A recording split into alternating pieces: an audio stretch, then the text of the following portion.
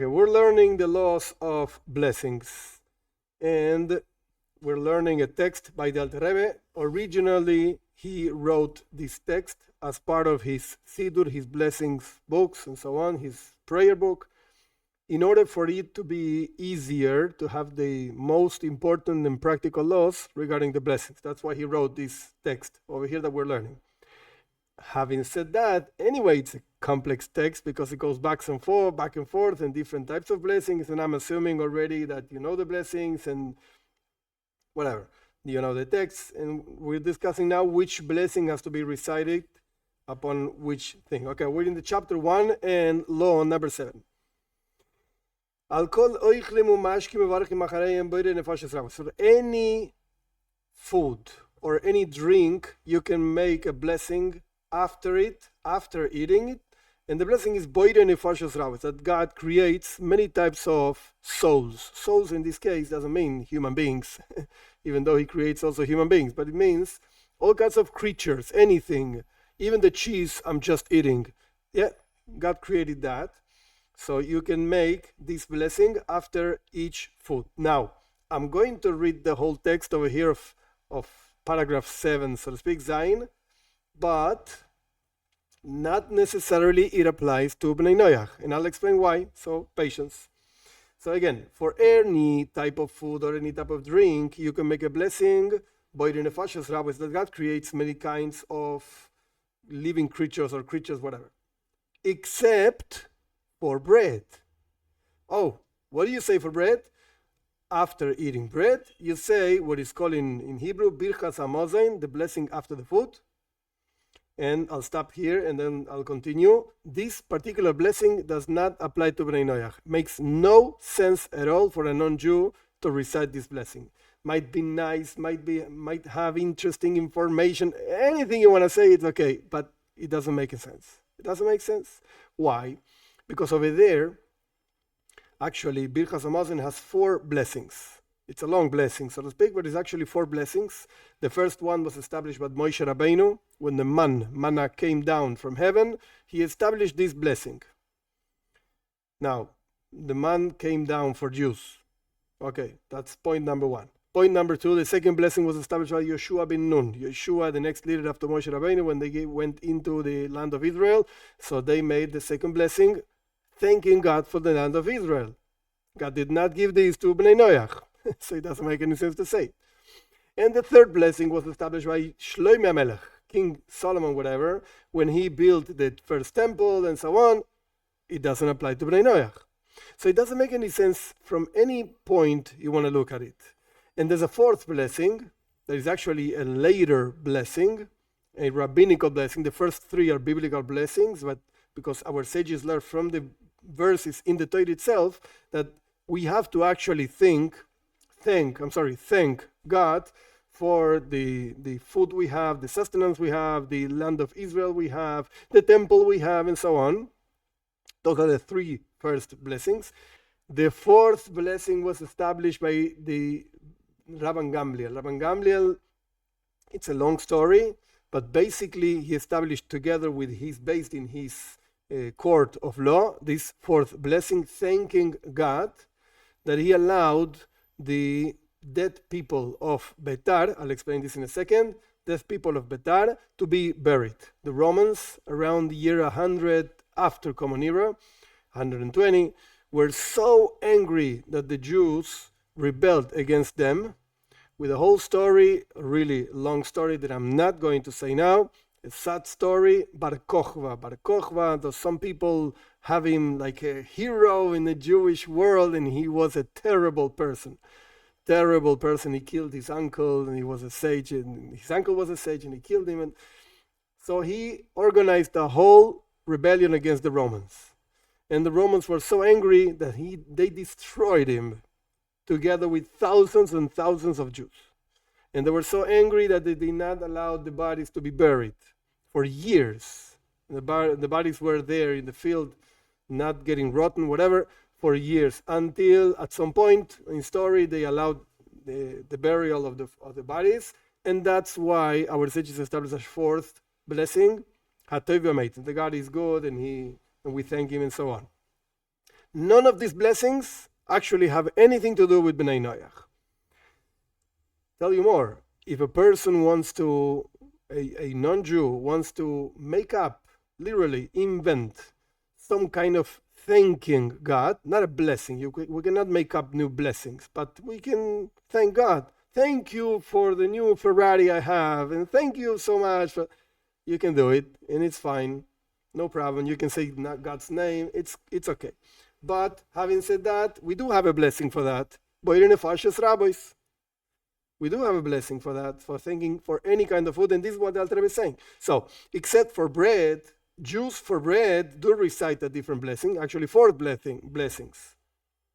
Except for, not just bread, for 7 types of fruits that the land of Israel is actually praised in the verses.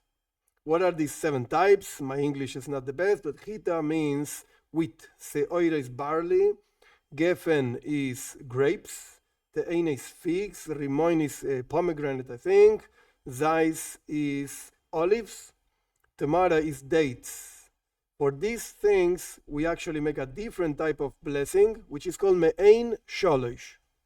What does that mean? In plain English, means almost like the 3 blessings. What are you talking about? Yeah, like the 3 blessings of Birchas Hamazon.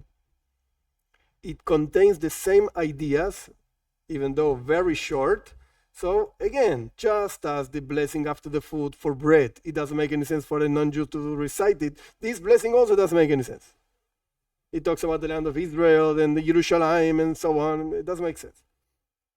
And also for wine that comes out of the grapes, we say a special blessing.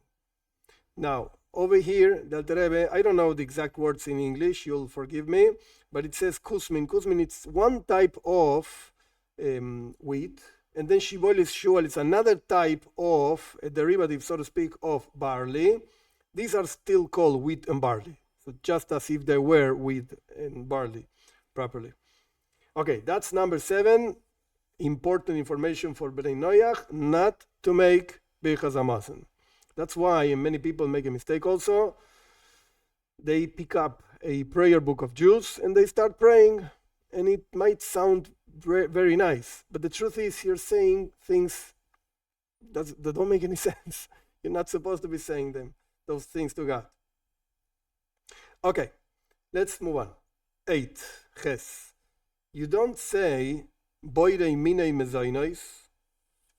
You don't say this blessing that God creates different types of sustenance that we defined before in the previous class, that we have to say this blessing for cookies, cake, anything made of the 5 grains, the 5 famous grains, whatever, and it's not bread.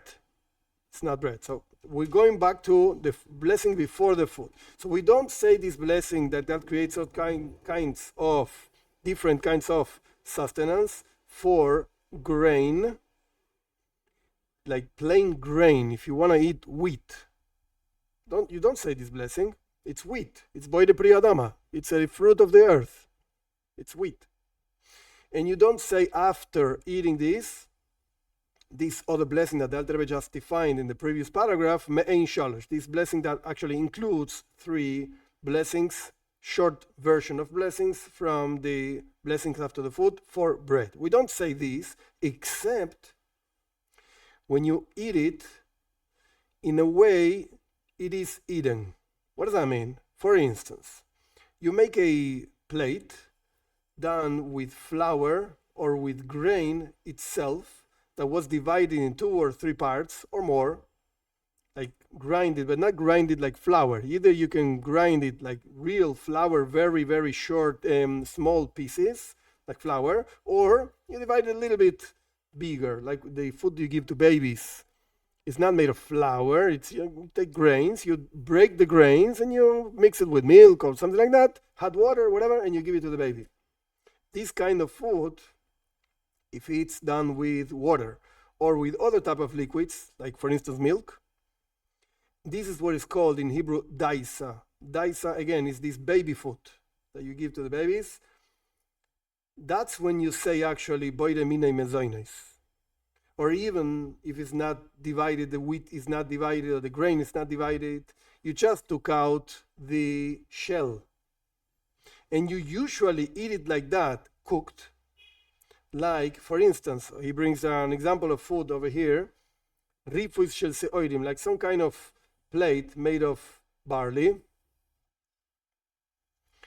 This is one situation in which you would say that God creates different types of sustenance, and not that God creates the fruit of the earth. But we didn't finish. It's a long paragraph, and it's a difficult one.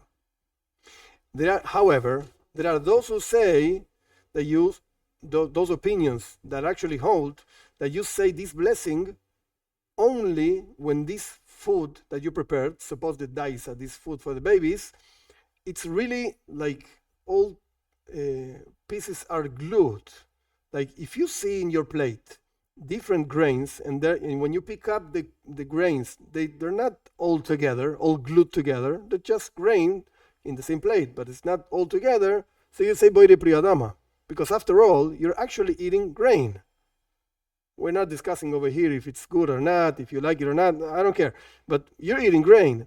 So you say, the blessing you say for that kind of food is that God creates the fruit of the earth. But if you're eating some kind of, it looks like a dough or something like that, like it's all packed up in one thing, not necessarily a dough. We're not talking about dough, so don't misunderstand me. I'm not talking about dough because nobody eats dough. I'm talking about a baby food that you could actually see some kind of grain over there mixed with milk and hot milk or something like that, but it's all glued together. It's like one big thing. And again, going back to the text, there are certain opinions that hold that you only say boire mina mezonos, not when you have the grain that is not necessarily grinded, but broken into pieces. But also there's another condition. The condition that has to be all glued together, because you cooked it so much that the grain ended up gluing, whatever, being one big food. But if you have the grain by itself, and you did not take out the shell of the grain, and it's not all like made one thing, you don't say boire mina mezonos, rather you say boire priyadama, that God creates the fruit of the earth. And then after eating this, you say boire nefashos rabos, this blessing that includes all kinds of food, that God creates all kinds of different souls and so on, and you don't say this special blessing for grain. In the previous paragraph, the Alter Rebbe defined there's a special blessing for grain, because grain is one, the wheat and barley, and its derivatives, is one of the things, one of the fruits that the land of Israel was actually praised for. Yeah, but that special blessing, you only say it in certain conditions. That's what the Alter Rebbe is saying over here. In the previous paragraph, he didn't define what are those conditions. I just said cookies and cake and so on. But right now, he's explaining the conditions. Cookies and cake, it's an easy case. Of course, it's some kind of mozain, something that actually fills your belly. But over here, it's like an intermediate state. It's not grain, because if it's grain, you say boire priyadama, that God creates the fruit of the earth. That's clear, easy.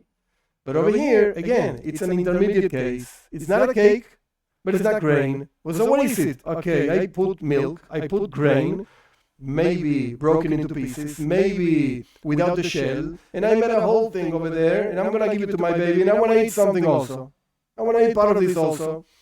So what blessing do you say? If you sold one piece, boire mina mezonos. God creates different types of sustenance. If you see the grains, and it's not one piece, boire priyadama. God creates actually the fruit of the earth. Why? Why is this like that? Because the land of Israel was not praised in this kind of eating, in this kind of food. If you're eating grain, like plain grain, even cooked grain, but it's not made one piece, one all glued together, it's not such a praisable way of eating, so to speak. So you're not saying a special blessing for a simple food. That's the logic behind it. However, the Alter Rebbe didn't finish. There are opinions that actually have doubts on this thing that I just explained. Parentheses, it's not in the text, but I think it's important to understand what's going on.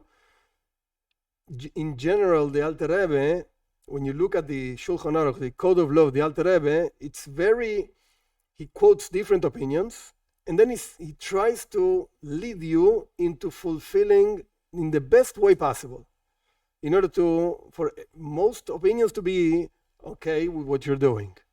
That's how he understands, so to speak, Jewish law. And that's not just him, many other authorities also do the same, but the point is, his text is called Leshoinoi Hazav, his how do you say this, gold language, because he goes back and forth, and he shows you see, after all these opinions, this is the best way you can do this, in a very, very clear way. Okay, so over here, we just defined when to say Boide Pri Adama, when to say that God creates the fruit of the earth, when to say Boide Min Mezainus, that God creates different types of sustenance. However, there are those opinions that have doubts on this. If you should say after this food, if you should say the blessing, the general blessing that God creates all kinds of creatures, or a more specific blessing that includes just those fruits that the land of Israel was praised on, because over here we're eating grain. So therefore, since there are opinions that have doubts on this, these opinions actually hold that you should not eat this kind of food except within the framework of a seuda. And we're going to define this later. For right now, seuda means when you're eating bread, because bread is the main food, as we explained before, and therefore it includes all kinds of other foods. So it's going to happen a few times that the Alter Rebbe is going to say, look, there are doubts on which blessing you should say regarding this particular food. So you know what? Eat bread. You'll say the most important and general blessing of bread, and that includes all foods. That's it. And it's a proper thing to be worried about this opinion that has doubts in the first lechatchila, means in the best way you can do it. However, if you happen to be eating this thing and you can't have the bread right now, you don't have the time, you don't have the bread, or whatever case, so you better say Bori Nefashas Rabbis. You better say this blessing that includes all kinds of food. Because after all, again, lechatchila means in first instance, this is the best way of doing things. Bediavad means I can't do it in the best way. So how should I do it? In this case, you don't have bread, you don't have the time or whatever. So you know what? Say this general blessing and for sure you're going to be fine. It's going to be fine. So just a very short summary, because it was a long law with back and forth. When you have doubts on a specific type of food, and not just because you don't know, but in this case, we have doubts because our sages have doubts on which blessing to recite, so we recite the most, the blessing that includes most kinds of food as possible. And therefore, you're going to be fine, because for sure it includes also that food. That's the logic behind it. 9. Flour made out of the 5 types of grain. And what did you do with this flour? You actually boiled it in water. Or other types of liquids. And you have now a mixture. This is something like when people, I see my wife, I don't do it, but she makes cake.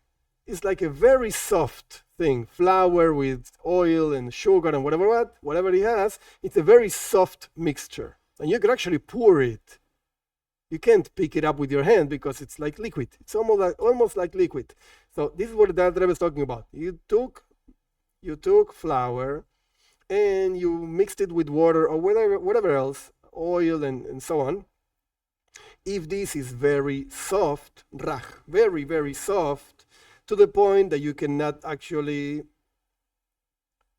you could actually drink it. The only way you can actually consume this thing is by drinking it, and it's not going to actually fill your belly. You're not going to be satisfied out of eating this, because it's like drinking some kind of liquid, some kind of drink. Which blessing should you make for this thing? I don't think you should actually drink it, but whatever. If you want to drink it, which blessing should you make? She'akol niyo b'dvarei. That everything was created by his word. It's like a weird drink, and besides this weird kind of drink, of course, for Coke, water, apple juice, or whatever, we're going to learn this later. I don't think today, but whatever, we're going to learn this.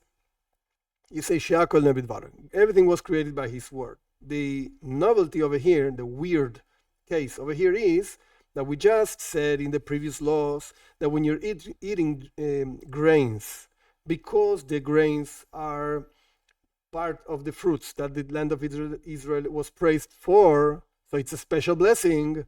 Here, you're eating grains in a very weird way. You're actually drinking grains. So you don't say this special blessing. Forget it. This is a weird way of eating. So it's not like a honorable way of eating grains. Therefore, you say a lower kind of blessing, lower type of blessing. She'akol niyo b'dvarei.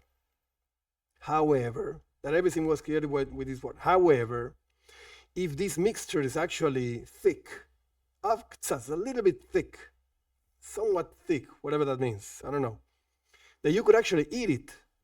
It's some kind of dough. It's not like real bread dough, because that's another thing. That's a bread. Over here, it's a kind of dough, but it's weird dough. And you could actually eat it again, and you can actually satisfy your heart with this. Like your belly is going to be actually full. That's what you're going to feel. Even though it's not really thick, that you could actually chew it. Now, you can't chew this, but it's not liquid, and it's not chewable. Then you say by the mina mezainis. Then it's some kind of cookie, cake, or weird thing. And after that, for Jews, you say this blessing that includes the other three blessings of the Birchas Hamazon, like short version. And for non-Jews, of course, by the nefashos rabbis. That everything was created by his word. 10. This is a tough one. Actually, it's connected to the next two. It's a weird thing, even in the Talmud. So the Alter Rebbe is going to do his best, so to speak, for us to be clear on this. But it's weird loss. Doichan, whatever that means. I'm not going to translate on purpose. Doichan, what does that mean? This kind of grain is just like any other kind of legume. And you say, when you're eating this thing, she'akol niyo b'dvarei, that everything was created by his word. Even if you eat a bread made of flour, made of this thing, doichan, why am I not translating this? Because later the Alter Rebbe is going to say, I don't know what doichan means. Because the Talmud says, I don't know what it means. So the Talmud does say these laws, and the confusion over here is between rice, which actually is called oires, rice, and some other kind of grain similar to rice. So there's a doubt over there, which one is what, and in the Talmud itself. That's why Alter Rebbe is going to be like ambiguous on this. Okay, so for instance, just to be clear, if you eat rice bread, halachically speaking, that's not called bread. Yeah, people call it bread. I don't care what people call it. It's not bread. Bread means from wheat, flour, and those 5 grains, whatever they are, but not rice. Okay, so again, over here we're defining doichan. And doichan, you say she'akol. It's like just another legume. And even if you made a bread out of it, I don't care. Or if you made some kind of flour and you put it in a dish, I don't care. That's called doichan, that's not bread, and so on. But, however, oires, whatever that means, we have 2 words over here that I'm not translating on purpose. If you cooked it to the point that actually became like glued together with the other grains, or you actually grind it and you made a bread out of this, then you say boire mina mezoines. That's called somewhat of a bread. Then you say that God creates all kinds of sustenance. You do have something that fills your belly, so to speak. However, after eating this, you say boire nefashos rabbis, that God creates all kinds of creatures. See how each blessing is interesting to note. Each blessing is like a parenthesis, opens with something, and ends up with something. Usually, you cannot mix one thing with the other. If you're eating bread, you started with hamoitzi lechem min haaretz, that God takes out bread from earth, and for Jews, it ends up with birchas hamazon, and for non-Jews, boire nefashos rabbis, and that's fine, because you're eating bread and so on. But over here, we have a weird case. You took oires, whatever that means. I'm not translating. You took oires, and you made a bread out of that. Oh, that's somewhat of a bread. So you say boire mina mezoines. If you take doichan, that I did not translate, and you made a bread out of that, forget it, that's not bread. Shiakol neh b'dvaroi. Everything was created by his word. But you took oires. Oh, yeah, that's some kind of bread. Boire mina mezoines. That God creates all kinds of sustenance. But afterwards, you don't say the bracha me'ein shalosh, that bracha that includes a short version of the three blessings of the blessings after the food. No, you say boire nefashos rabbis, that God creates all kinds of creatures. However, there are opinions that hold that even if this oires was not actually all glued together because you cooked it so much, even then you do say boire mina mezoines. Even then you say boire mina mezoines, that God creates all kinds of sustenance. So this opinion is more lenient, so to speak, gives you more opportunities to make a more specific blessing, because the oires, whatever that means, is not so glued together and so much cooked, and you still make a blessing of boire mina mezoines. However, again, our sages themselves have this doubt. Therefore, the proper way of doing things is to say shehakoil. Just say the bracha that includes any kinds of food. Everything was created by his words. When this oires is complete. But if you did say boire prio adama, and if you said that God creates the fruit of the earth, that's fine. You fulfill your obligation, because after all, it's complete, and it looks like a fruit of the earth.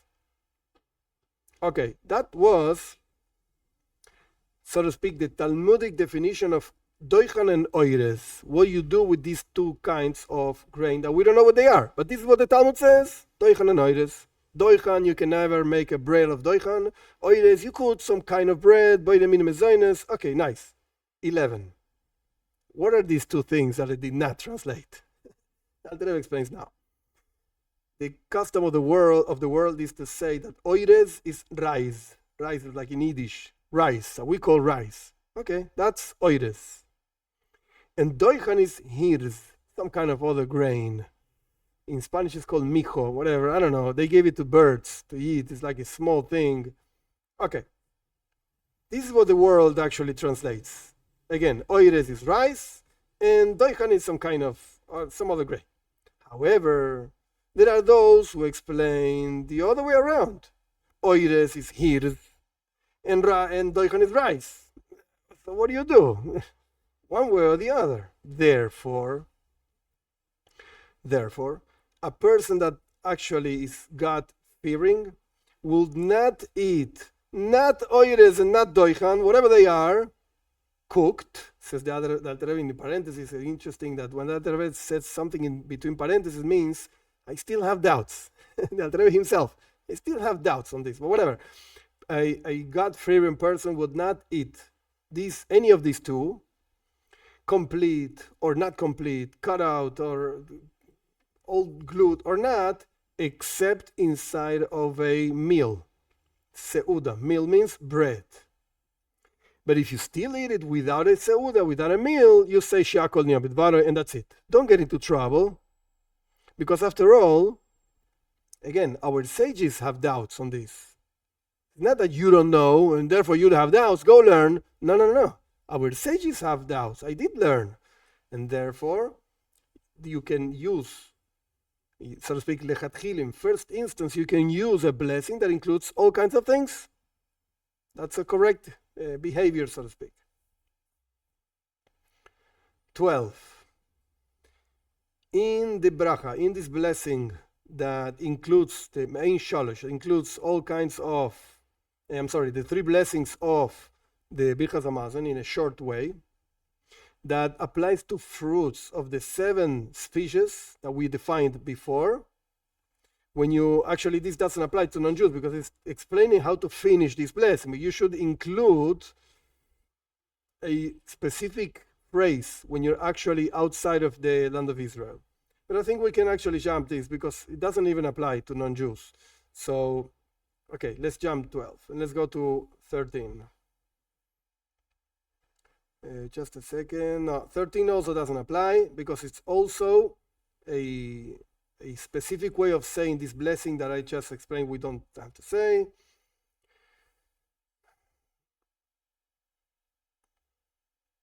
Okay, this is an interesting one. 14 also doesn't apply. And 15 also doesn't apply.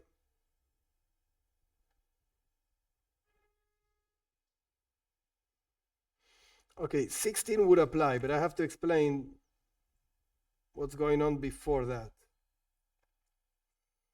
I'm not going to read the text inside. I'll just explain the idea behind it.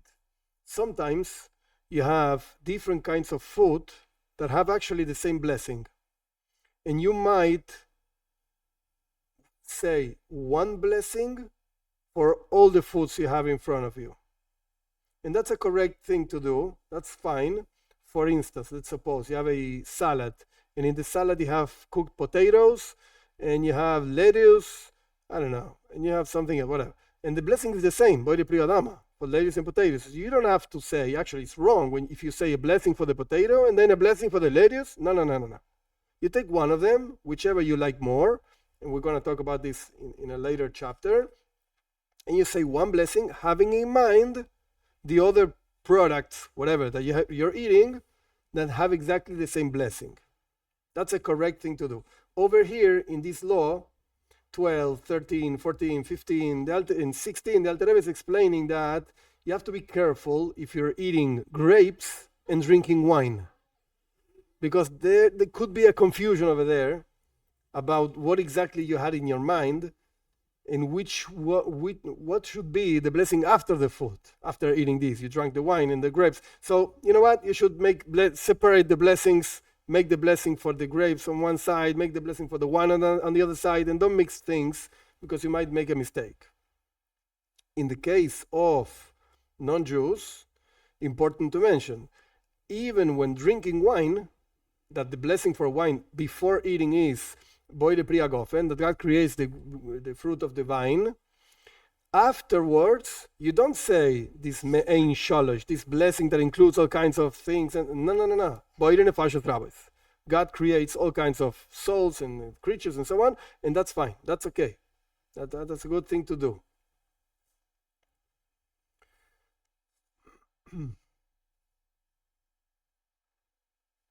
Now, in 17 and in 18, the Alter Rebbe is explaining laws that have to do with Birchas Hamazon. Which blessings, which foods actually this blessing is good for. So we're not going to learn it inside. I think it doesn't make any sense at all. But it's important to understand that this blessing for non-Jews, for sure, this blessing, boire nefashos rabos, applies to, that you say after eating, applies to any kind of food, any sort of food. Actually, the Alter Rebbe doesn't bring it over here, but in the Gemara there's a story, I forgot the name of this guy, but he was like, he didn't know so much laws, whatever. And he was eating bread, and there were a group of sages, 2 guys watching this guy eating bread, two rabbis watching this guy eating bread, and after eating he said, in Aramaic, he said, bless God, the Lord, he's the owner of this bread that I just ate. So in the Talmud discusses whatever, people thought this was an ignorant guy. You don't even know the blessings? Go learn. But the sages that were looking said, hey, wait a second, this guy, He knows what he's doing. Because this guy is blessing God for a piece of bread that he just ate. And the blessing that he just recited is a correct blessing. It's fine. That's the whole idea of the blessing, to thank God for what you just ate. Whatever. What I'm trying to say is that for non-Jews, certainly, if you don't know which blessing to make, besides going to the app and looking at the blessings, if you don't know which blessing to make, you say, Boirina Fashos Rabbis, you're doing a correct thing. It's fine. It's okay. It's good.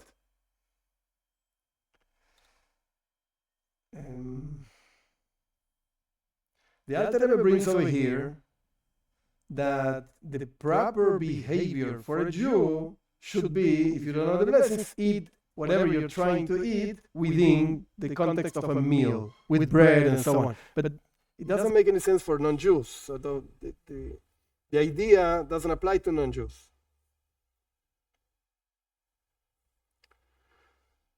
Okay, let's go to 21. I'm jumping the rest because, again, we're going to discuss this for 2 hours and we're not going to have anything on our hands. So it doesn't make sense. Let's go to 21, which is an interesting one. Wine. Our sages established a blessing, special blessing for wine. Why? So the Alter Rebbe explains from the Talmud, because it's roish l'chol hamashkin, is the head, the main liquid that people used to drink in those days. So therefore, when you make a blessing for wine, you actually don't need to make any blessing for any other drink. Suppose you're drinking wine in your meal. So you don't make a blessing for the wine, then for the water, and I want some Coke, no. That's it. You made the most important blessing for drinks. That's it. You don't need to make any other blessing. Let's see it in the text. Wine, because it's the most important liquid, therefore it poiter. Poiter in Hebrew means accentuates with its blessing all kinds of drinks. From the first blessing, and there's a change for Bnei Noach over here. From the first blessing, which is Shako el Neo Bidvaroi, that means you're drinking wine. You say Boire pri agofen. That God creates the fruit of the vine. And then you want to drink Coke. The blessing for the Coke is Shako el Neo Bidvaroi. Everything was created by His word. You don't need to make a blessing for Coke. Forget it. No. You made a blessing for wine. That's it. If the other drinks that you would drink in the meal, whatever, were in front of you when you made the blessing for the wine, or that you had in mind, this is an important detail, that you had in mind that you were going to drink these things. Suppose you go, no, that's not the case. Go to a place is a different story that the Alter Rebbe is going to define it later. But suppose you're in your house and you just want to drink wine. Tonight you want to drink wine. And you're drinking wine, and you made the blessing, the wine, and suddenly, for whatever reason, you said, I also would like to drink beer. But you did not have in mind you were going to drink beer. Today is wine night. Now you want to drink beer. Okay, you have to make a blessing for the beer. Because this was not in your mind when you made a blessing for the wine. However, if you had it in mind, or you had it in front of you, like in the table, there was wine, there was beer, and you made the blessing for the wine because that's what you want to drink, you don't make a blessing for the beer. Now, on the other hand, let's go the other side. Tonight is beer's night. But somebody brought wine to the table.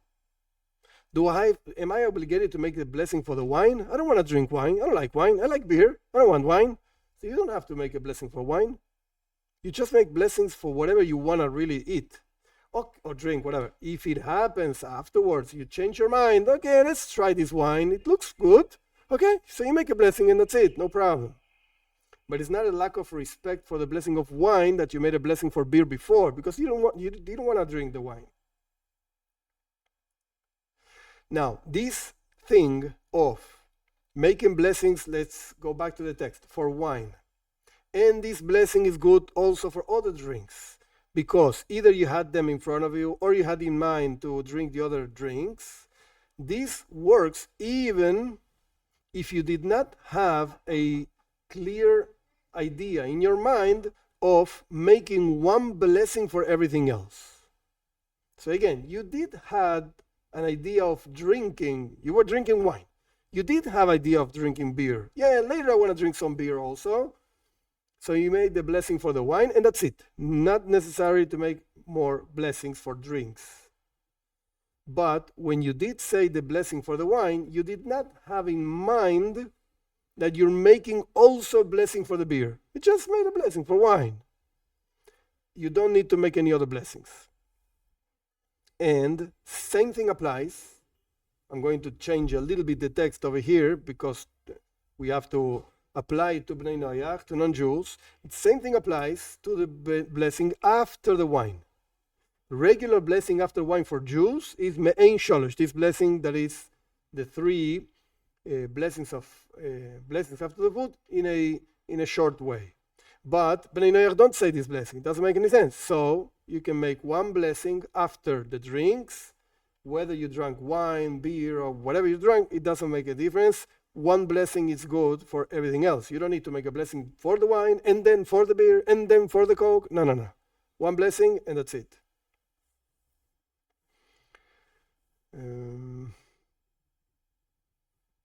Now, this is a very interesting thing. And the truth is, what comes now, and it's going to appear later also, and it's an important thing. Over here, the Alter Rebbe says that if you drank wine less than the measurement of a revis means 86 milliliters. That's a revis, 86 milliliters. In that case, you don't need to make a blessing after the drink because it's not considered that you drank. It's such a small amount, you didn't actually drink anything. The truth is, for Bnei Noach, it's not so simple. Why? Because it appears in different places. And the Rambam says it clearly, Shiurim, the measurements, were not given to non-Jews. Measurements were only given to Jews. For whatever reason, doesn't matter right now. Allah Moshe Sinai, they were given the Mount Sinai. It doesn't really matter why.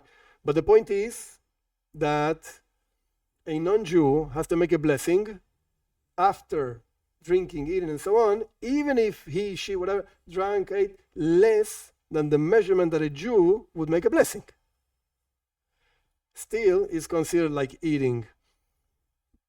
I'm sure there are opinions that do not agree to this, and I can understand it. There's a rule called Safek Brachis Lehakel. If you have a doubt whether you should make a bracha, you should be lenient and don't say the bracha. I mean, it should be strict and don't say the bracha. Don't say the bracha. So I would say, don't ever drink or eat less than the measurement that a Jew would make a bracha afterwards, blessing afterwards. Don't get into trouble. Because if you don't say the bracha, you're not thanking God for what you just drank or ate. And if you do say the bracha, maybe you're mentioning God's name in vain. So either drink, whatever you have to drink, more than 86 milliliters, and eat more than 28 grams of food, or don't drink and don't eat. That's the best way of saving yourself from doubts, so to speak, from doubts.